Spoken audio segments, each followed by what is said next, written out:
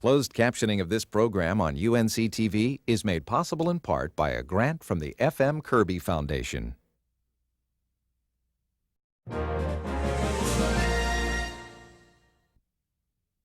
Funding for this program is made possible in part by UNC-TV members.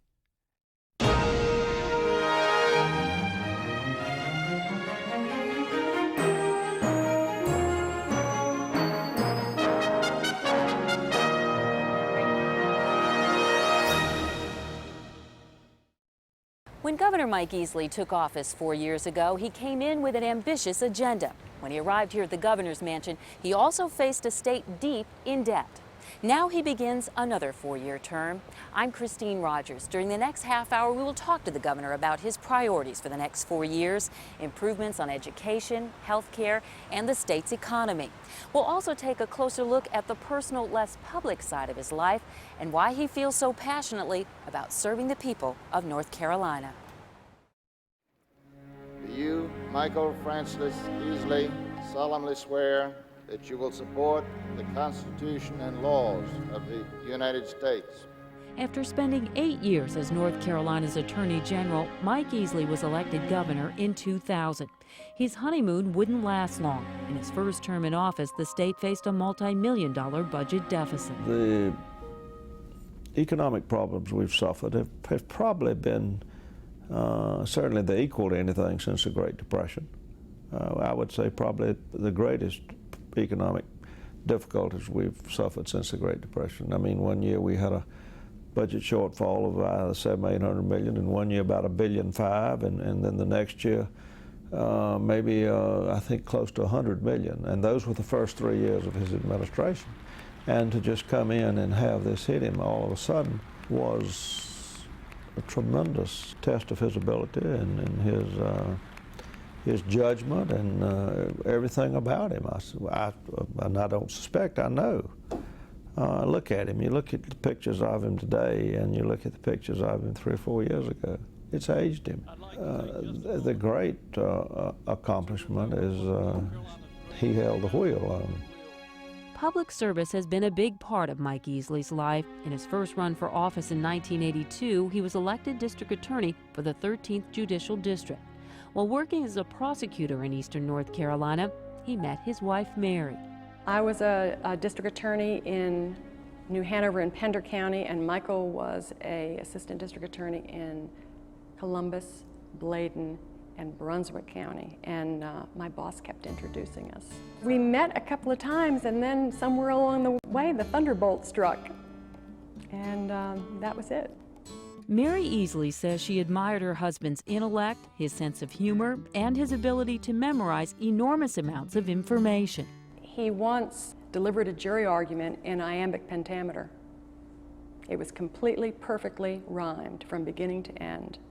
And not only did it take a lot of guts to deliver a jury argument that way, but to be able to remember it and do it is pretty impressive. Mike Easley was born in 1950, the second of 7 children. He grew up on a farm in Nash County. There was tobacco on the farm. We all worked in tobacco and worked alongside people who worked in tobacco for a living back in the ends of the days, I guess, of tenant farmers, and developed a lot of friendships. Easley's father, Alex, joined his father in the tobacco warehouse business. His mother, Huldah, was once a singer. At a time when most North Carolina schools were racially segregated, the Easley children sat side by side with black children at a local Catholic elementary school. Their parents stressed the importance of treating everyone with respect. You were taught to, talk the same way to somebody who may have been, bringing you coffee as a waiter as you might to the president, because everybody had something to offer. I think they also stress that we all have gifts, and it's really important to figure out what they are and use them. And one of Michael's gifts, I think, is just being able to deal with people and understand people. Along with working on the farm, Mike Easley was an avid hunter and fisherman.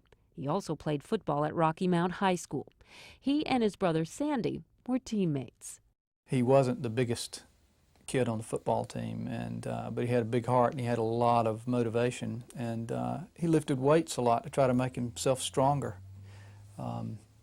And I think in other ways in his life that he may find that he has shortcomings. He compensates very well by playing on his strengths. I think a lot of the values and the hard work that he had to do as a kid have carried over, and I think have taught him the importance of good values and a work ethic. Shared rural eastern North Carolina roots bond Easley and his good friend, Wake County District Attorney Colin Willoughby. The fellow prosecutors met in 1983. Having grown up in the rural eastern part of the state, we may not have had the same amenities and the same quality of life as we saw in some of the more affluent Piedmont areas, and I think his desire to try to bring that quality of life and quality of education and those things to the entire state has been a big motivation. I think having a strong sense of wanting to improve North Carolina and make things better here, and probably that comes from fond memories as a child and thinking what a wonderful place this was to grow up. After high school, Easley attended Belmont Abbey College, a small Catholic college in Belmont, North Carolina. He graduated from UNC Chapel Hill in 1972 and received his law degree from North Carolina Central University in 1975. In 1980, Easley moved to Southport with his wife, Mary. As district attorney, he prosecuted more than 300 drug trafficking cases, including a Colombian drug gang. Easley's resolve was met with death threats. One dealer put a contract out on Easley's life and threatened to harm his wife and young son, Michael Jr. Easley also prosecuted several public corruption cases involving sheriffs, a clerk of court, and a state legislator.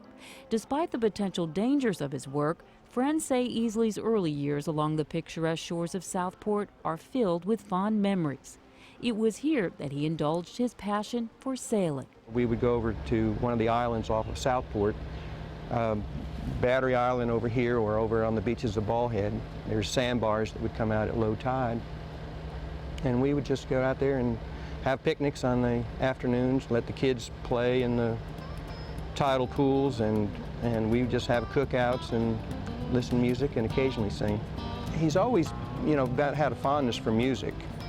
And whenever we would be out, he likes to sing, and if there's an audience or not, it's something that's a natural thing. And now recently, he's taken up the guitar.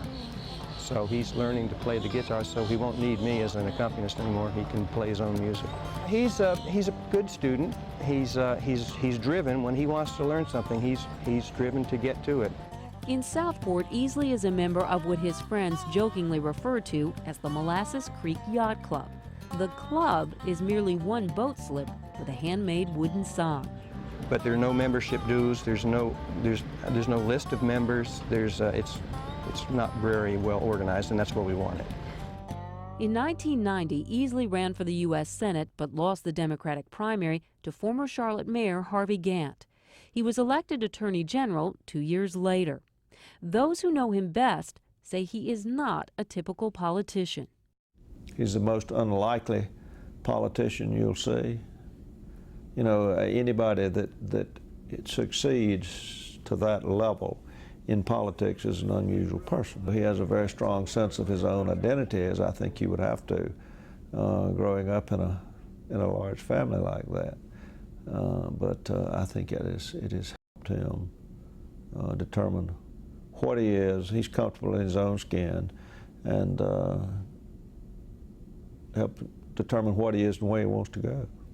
Friends say probably the toughest part of political life for Easley is his loss of privacy. He enjoys his privacy, and I think this has been a struggle to give up that and to do what he thought he should, even though it was some personal sacrifice. It places a burden not only on yourself but on your family, and I think he's been very sensitive to that and made those decisions after a lot of thought, soul searching. Political life took Easley away from his adopted home of Southport. While he still owns a house here, he doesn't get to visit very often. When he does, he likes to spend his time on the water. When we go out sailing,